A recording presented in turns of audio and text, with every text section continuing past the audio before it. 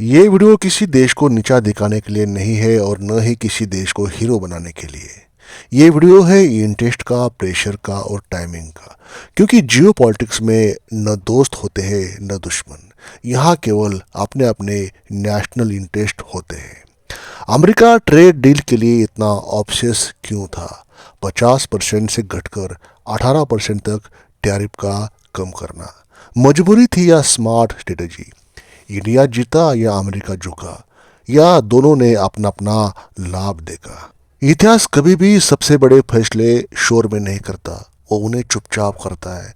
Meeting room में, मेज पर, बंद दरवाजों के पीछे और उन कागजों पर जिन्हें आम लोग कभी पढ़ते भी नहीं है। जब कोई महाशक्ति अपने शब्दों से ज़्यादा अपने आंकड़े बदलने लगती है तो समझ लीजिए कुछ बहुत गहरा घट रहा है। 50% से लेकर 18% तक टैरिफ का गिरना कोई आर्थिक घटना नहीं है, एक मानसिक संकेत है। उस पल की पहचान है जब शक्ति अहंकार से और रणनीति शोर से आगे निकल जाती है। ये कहानी न किसी की जीत की है न किसी की हार की। ये कहानी उस डर की है जो हेडलाइंस में नहीं दिखता, और उस मजबूरी की जिसे कोई देश खुले में स्वीकार नहीं करता। क्योंकि वैश्विक राजनीति में जो सबसे ज़्यादा बोलता है वो सबसे ज़्यादा कम जानता है, और जो चुपचाप गणना करता है वही दिशा बदलता है। आज हम किसी देश का पक्ष नहीं लेंगे। आज हम उस सोच को समझेंगे जहां सौदे हथियार बन जाते हैं और ट्रेड सत्ता की भाषा बोलता है। ये वीडियो आपको उत्तेजित नहीं करेगा, ये आपको चुप कर देगा, ताकि आप दुनिया को पहली बार बिना शोर के देख सके। नंबर 1, ट्रेड कभी भी ट्रेड नहीं होता। ट्रेड शब्द सुनते ही लोग पैसा सोचते हैं, लेकिन देश ट्रेड को सत्ता की तरह देख लेते हैं। टैरिफ केवल टैक्स नहीं होता, टैरिफ एक हथियार होता है, एक दबाव होता है, एक चेतावनी होती है। जब कोई देश टैरिफ बढ़ाता है तो वो कह रहा होता है मैं तुम्हें रोक सकता हूँ, और जब वही देश टैरिफ घटाता है तो वो कह रहा होता है मैं तुम्हें खोना नहीं चाहता। अमेरिका का टैरिफ कट दूसरा वाक्य था।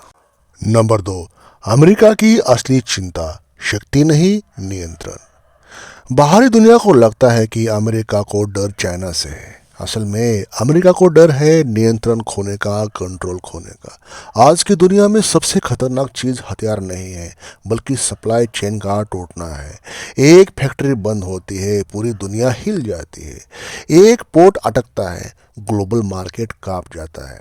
अमेरिका समझ चुका है कि एक ही देश पर डिपेंड रहना अब रणनीति नहीं है, गलती है। और यही वो बिंदु है जहां इंडिया प्रवेश करता है। नंबर 3, इंडिया की ताकत शोर नहीं, ऑप्शन मतलब विकल्प। इंडिया की सबसे बड़ी शक्ति उसकी जीडीपी नहीं है, उसकी सेना नहीं है, उसकी सबसे बड़ी शक्ति है ऑप्शंस, विकल्प। इंडिया किसी एक खेमे में नहीं बैठता, किसी एक के पास नहीं जाता। वो सुनता है, देखता है, वो इंतज़ार करता है, और फिर अपने समय पर अपने हित में डिसीजंस लेता है लॉजिकली।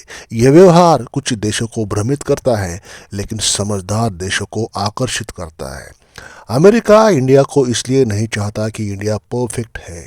अमेरिका इंडिया को इसलिए चाहता है क्योंकि इंडिया रिप्लेस नहीं किया जा सकता। नंबर 4, यूरोपियन यूनियन फैक्टर, बिना बोले दबाव। इस पूरी कहानी में एक किरदार है जो ज़्यादा दिखता नहीं लेकिन सबसे ज़्यादा असर डालता है, यूरोपियन यूनियन। जैसे ही India European Union trade talk ने गति पकड़ी, ट्रेड डील फाइनल हो गई, अमेरिका को संदेश मिल गया अगर तुम देर करोगे तो कोई और जगह भर देगा। जियो पॉलिटिक्स में खाली जगह सबसे खतरनाक होती है। टैरिफ कट इसी खाली जगह को भरने का प्रयास है। नंबर 5, रशिया चाइना एक्सिस, वो डर जो बोला नहीं जाता। अमेरिका कभी खुले में ये नहीं कहेगा कि उसे डर लगता है, लेकिन उसके फैसले उसका डर बता देते हैं।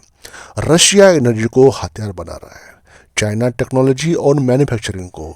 अगर ये दोनों शक्तियाँ एक स्थायी धुरी बना ले तो दुनिया बायोपोलर नहीं, अनस्टेबल हो जाती है।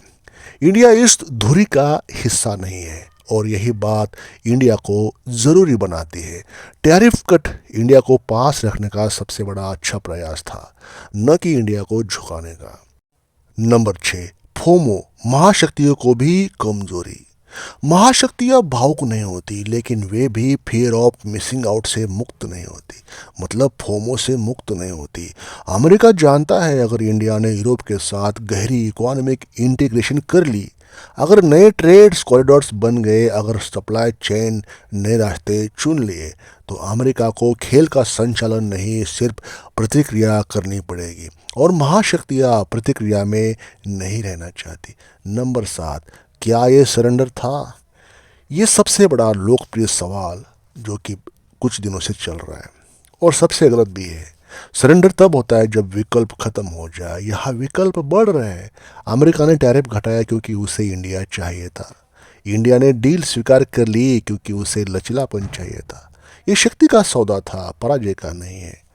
नंबर 8, आम इंसान के लिए ये कहानी क्या कहती है?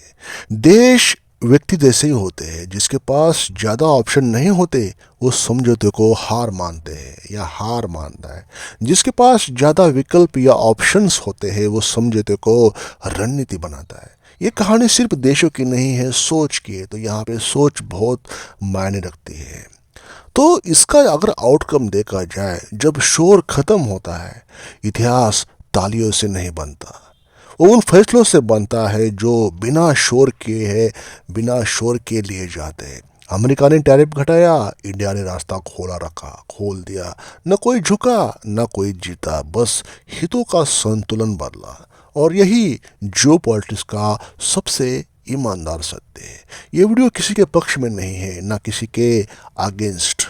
ये वीडियो सोच के पक्ष में था, क्योंकि दुनिया न नारों से चलती है न गुस्से से, दुनिया चलती है गणना से। अगर आप ऐसी ही इन्फॉर्मेशन, ऐसे ही वीडियोस पाना चाहते हैं तो हमारे चैनल को सब्सक्राइब करें, वीडियो को लाइक करें, क्योंकि यहाँ न नायक है न खलनायक। यहाँ सिर्फ एक चीज़ होती है, वास्तविकता, अपने अपने इंटरेस्ट और पावर का।